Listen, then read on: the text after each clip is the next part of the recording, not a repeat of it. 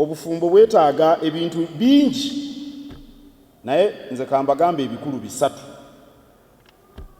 Ekisooka omukwano guno ogwa laavu guno guleeta olubuto okutokota ng'akatogo. Omukwano kyekisooka. Ekyokubiri okubeeragana, companionship. Temuwulidde Bishop ng'atubuulira nti Adamu yali yawuubaala. Okubeeragana ate n'amaka kyekyokusatu, kwegamba okuzaala abaana. Omukwano kwe kuzuula buli budde ekirungi ekikusike ku munno. Oteekwa okubaako ekikusike ky'omuzuula. Buli muntu aba n'ekikusike ekirungi. Era abafumbo kirungi ne mussa essira ku birungi. You have to be positive about life, about your marriage. These days there is what they call a negative energy in many things. Nina mukwano gwange ye ambuulira bibi byerere, oba kunze oba ne kubalala. Wamulabye oyo engatto tiyatta gikubye eddagala. Ne mugamba lwaki bulijjo bwagikubye eddagala tombuulira? Lwaki ombuulira lwatakubye eddagala? Naye n'abafumbo bangi bali bwe bati. Era olina okuliikiriza ekirungi munno kyalina. To nurture those good aspects that you love about your partner. You have to nurture them. Kwegamba ekyo kimuyamba naye okukijjayo. Omanyi omukwano kintu kiramu, kirina okuliikirizibwa. Kiringa tugambe ekirime. Love is a living thing. Kirina okuliikirizibwa. Ngenda ne nyomba n'abantu mu Bulanga awo basimbye ebimuli, tebabiwa mmere.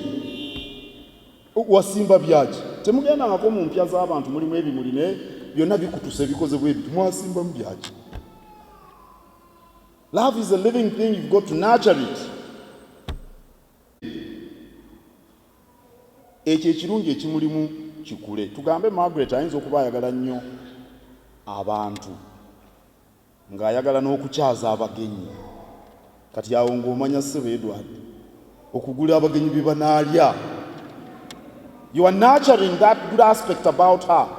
Toyinza muga twaguze ennyama juzi yaweddewo etya ate entebe ziri ennyama. Era omanya nti abantu baagiridde wekanya kuleeta ndala.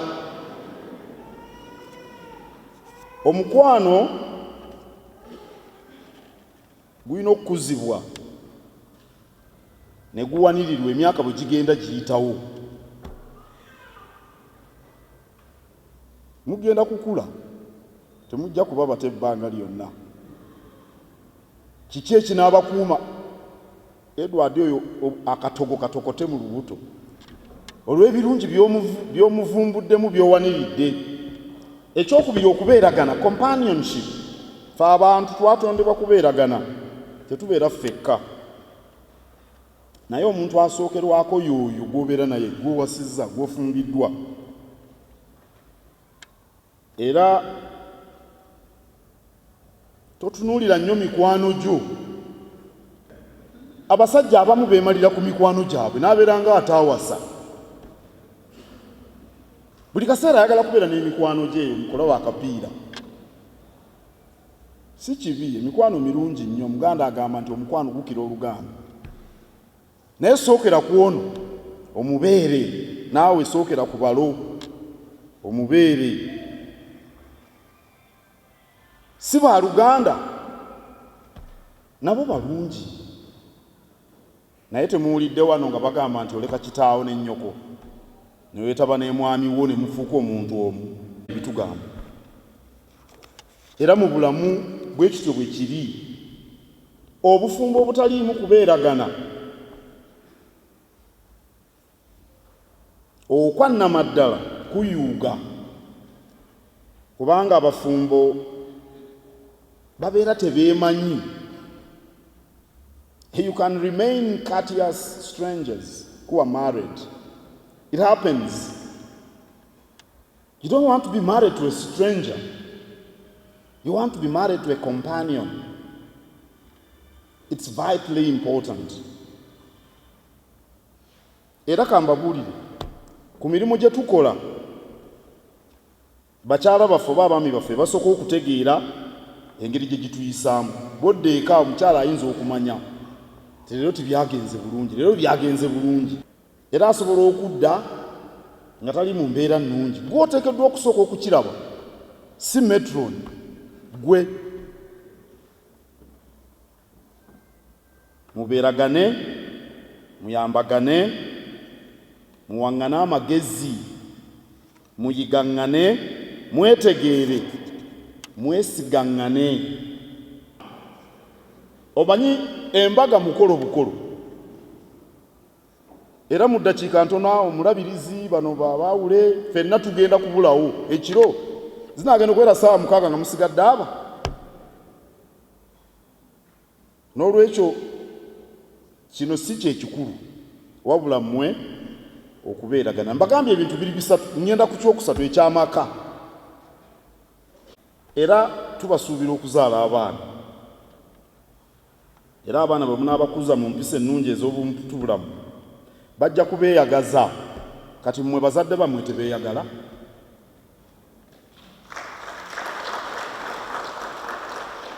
Abaana abeeyagaza era banyweza obufumbo. Abazadde ne bwe bakuze, abaana beeyagaza, balina bye bakola, bantu balamu bategeerekeka. N'abakulu nabo obufumbo bwabwe bwongera okunywera.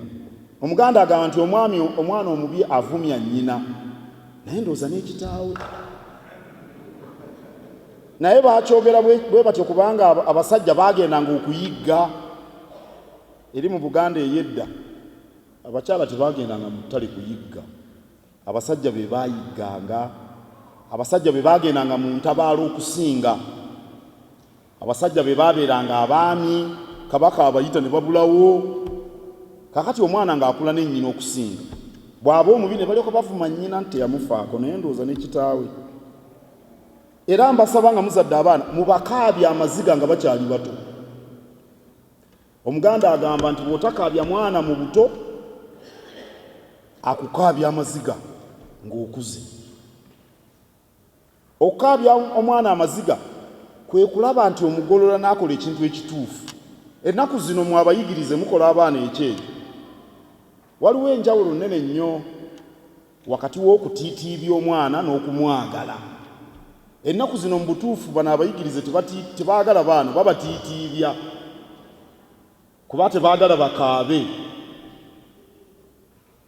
Kakati omwana bw'atakaaba, bw'akula nga yeekola obusolosolo. Mulaba abeekola obusolosolo ennaku zino bakaabya bazadde baabwe.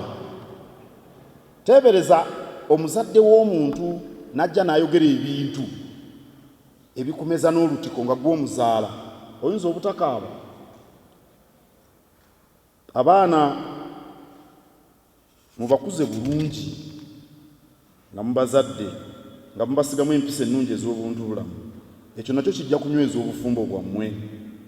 Omukwano, kubeeragana n'ebibala by'amaka byonna bijja kuzaala essanyu.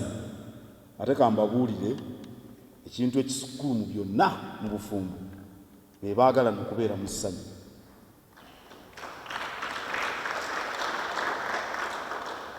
Mbaagaliza obufumbo obw'essanyu obweyagaza.